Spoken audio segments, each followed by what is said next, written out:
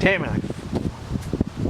Sorry guys, the camera seems to, it gives me it'll record and then, without notice it has a message saying, recording is stopped automatically. Maybe that's not such a bad thing because I find that it always stops at half an hour. So I just zoom in here. What I would say is sometimes you'll come across a spot where there's just a little mountain of metal sticking out, and I like to use the pointed edge like this to knock it down. Just there. Show you what I mean.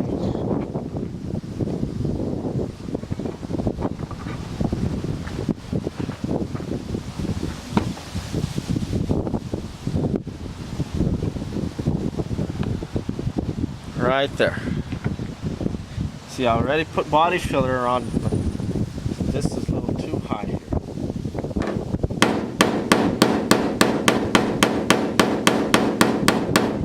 See, it doesn't require a lot of strength.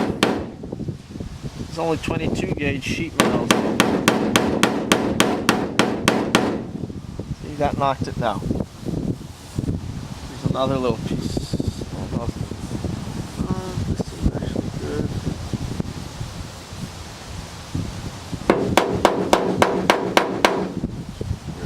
So lightly.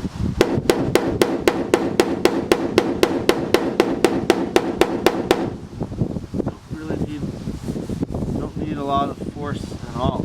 Just ever so lightly.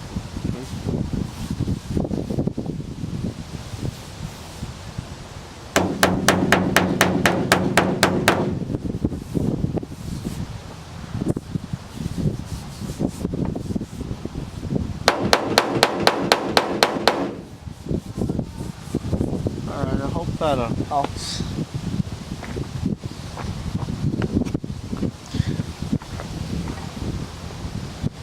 Now it's just back to grinding and sanding, and hopefully you got this part.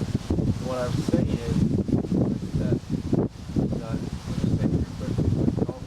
there's lots of videos on YouTube showing how to apply body filler. They will give you an ideal situation.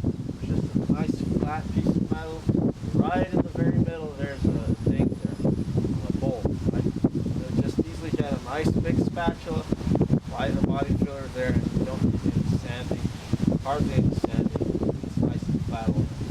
That's just, unrealistic. This car here, there's, right in the corner of the room, there's actually four different curves coming together. For you to think that you're going to be able to put that in there, apply the body fluid, just easily, and without any sanding, hardly any sanding, that's just unrealistic, right? Unless you want to put a lot of body filler, or unless you're very good, for most people, it's unrealistic, to say the least.